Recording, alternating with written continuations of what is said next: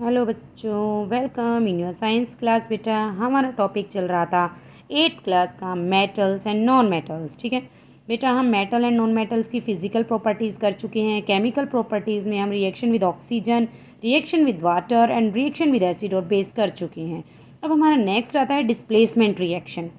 अब displacement reaction क्या होती है बेटा? देखो, recall the activity of the reaction between copper sulphate and iron that you performed the in class 7th में आप कर चुके हैं। ठीक है, हमने यहाँ पे 5 बीकर्स लिए हैं। Take 500 ml beakers, label them A, B, C, D and E.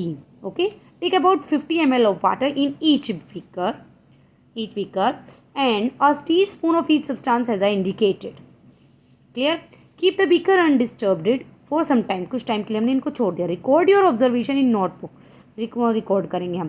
फिर हमने उसके बाद क्या किया, हमने ये 5 बीकर लिए बेटा। हमने इसमें क्या किया, ए में हमारे में पहले या जो हमारा ए है बेटा, उसमें हमारा देखो सबसे पहले कॉपर सल्फेट था। ठीक है, कॉपर सल्फेट के अंदर हमने जिंक ग्रेनुल्स डाल दिए। ठीक है, जिंक ग्रेनुल्स जो है, अब इसमें जिंक ग्रेनुल्स ने कॉपर को डिस्प्लेस कर दिया, इसकी जगह खुद आ गया। ठीक है, और कॉपर को अपनी जगह भेज दिया। ये देखो, जिंक सल्फेट बन गया और प्लस में कॉपर रिमूव कर दिया। ठीक है, so it react, so zinc ने इसको रिएक्ट कर दिया। ठीक है, नेक्स्ट बी बीकर में हमने क्या लिया था, कॉपर सल्फेट प्लस में आयरन। ठीक है, अब आयरन लिया तो आयरन ने कॉपर को भी डिस्प्लेस कर दिया और कॉपर को अपनी जगह पहुंचा दिया। देखो, आयरन सल्फेट बन गया और कॉपर यानी कि डिस्प्लेस कर दिया, उसकी जगह पे खुद चला गया और उसको अपनी जगह पे ले आया। ठीक है, अब नेक्स्ट हमने लिया, मान लो जिंक सल्फेट का सॉल्यूशन लिया, उसके अंदर हमने कॉपर डाला, तो ये रिएक्शन नहीं हुआ बेटा। क्यों नहीं हुआ? अब देखो, इधर देखो, आयरन सल्फेट लिया हमने, उसमें भी कॉपर डाला, इसका भी रिएक्शन नहीं हुआ।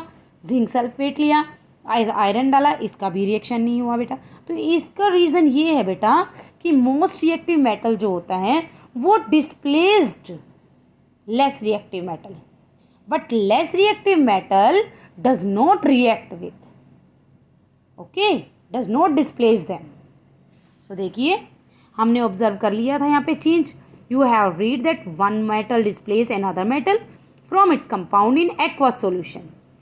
इन बीकर ए में हमने किया, जिंक ने रिप्लेस कर दिया कॉपर को और क्या बना दिया बेटा, फ्रॉम कॉपर सल्फेट से जिंक सल्फेट बना दिया और कॉपर को रिमूव कर दिया। नेक्स्ट कहता है, that is why the blue colour of copper sulphate disappear and powdery red mass of copper it is deposit at the bottom of the beaker. अब बीकर के बॉटम में देखो बेटा, रेड आ गया है, रेड मास आ गया है ना, पाउडरी कलर आ गया है। सो ये कहता है the reaction can be represented. हम रिएक्शन को कैसे रिप्लेस करेंगे, देखो कैसे रिप्रेजेंट करेंगे, ऐसे जैसे मैंने आपको बताई है, कॉपर सल्फेट प्लस जिंक। ठीक है, कॉपर सल्फेट पहले ब्लू कलर का था, क्या बन गया, जिंक सल्फेट। ठीक है, और प्लस में कॉपर अलग हो गया, कॉपर नीचे बैठ गया बेटा, ये तो कलरलेस हो गया आपका जो सॉल्यूशन बना, और जो कॉपर बचा था वो नीचे बैठ जाता है। ठीक है, you can write the reaction. अब और रिएक्शंस भी ऐसे ही हैं कि भाई अलग, I have understood the reaction taking place in beaker A B but I am still confused why there is no change in beaker C D E. हमें पता है ए और बी बीकर में तो चेंज आ रहा है, लेकिन सी डी ई में नहीं आ रहा है, C D E as it is है जैसे थे। क्लियर? अब ये कैसे, there could have been displacement of zinc by copper in beaker C, by iron in beaker E. Similarly, iron could be displaced by copper in D. Since we do not see any change in beaker C. अब second beaker में भी change हो गया, copper sulphate था, iron, देखो copper sulphate से ये iron sulphate बन गया और कॉपर को नीचे भेज दिया। नीचे देखो ये पाउडरी फॉर्म में आपको दिख रहा है और ये ग्रीन हो गया, तो ये आयरन सल्फेट हो गया और नीचे जो ब्लैक कलर का दिख रहा है ये कॉपर आ जाता है आपका। ठीक है, कॉपर को रिमूव कर दिया इन्होंने। अब ये कहता है आगे कि but why when zinc can replace copper in beaker, why cannot copper replace zinc in beaker? Zinc ने तो कॉपर को रिप्लेस कर दिया बेटा, लेकिन क्या कॉपर जिंक को रिप्लेस कर पाया? नहीं।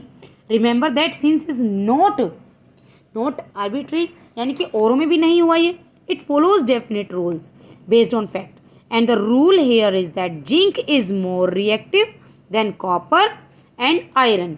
So a more reactive metal can replace a less reactive metal. Clear?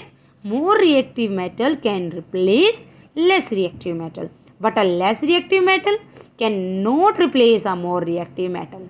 Now you can understand why there are no displacement reaction in beaker CDE. Clear? Now can you guess the sequence of metals from more reactive to less reactive among zinc, iron and copper? Clear हो चुका होगा बेटा अब मैं समझती हूँ displacement reaction uses क्या है तो you should be able to guess why metals are used in making machinery automobiles, aeroplanes, trains, satellites, industrial gadgets, cooking, utensils, water boilers. You are also familiar with uses यानी कि आप इनको लगातार use करते ही रहते हैं. Here the some interesting ones कुछ हैं आप देखो. Non metal is essential for our life. कौन सी नॉन मेटल है जो हमारी लाइफ के लिए ज़रूरी है? ऑक्सीजन. सबको पता है. Non metal is use in fertilizer to enhance the growth of plants. Non metal ही है जो प्लांट्स की ग्रोथ के लिए यूज़ होते हैं. ठीक है. Non metal use in mainly तो क्या है हमारा जो नॉन मेटल यूज़ हो रहा है फर्टिलाइजर्स वगैरह में हमारा हो रहा है. हमारा क्या हो रहा है बेटा? नाइट्रोजन हो रहा है, हाइड्रोजन हो रहा है. ठीक है. Non metal use in water purification process. Water purification में क्लोरीन हो रहा है. Non metal used is in purple colored solution which is applied on wound is an antiseptic. iodine है. non metal used in crackers. crackers में जो use हो रहा है आपका phosphorus. you may add some more uses of metals and non metals from your experiences यानी कि आप अपने मेटल्स एंड नॉन मेटल्स के यूजेस अपने आसपास देख करके कर सकते हैं बेटा. ओके. अब मैं उम्मीद करती हूँ कि आपको मेटल्स एंड नॉन मेटल्स का टॉपिक अच्छे से क्लियर हो गया होगा, समझ में आ गया होगा बेटा. Thank you.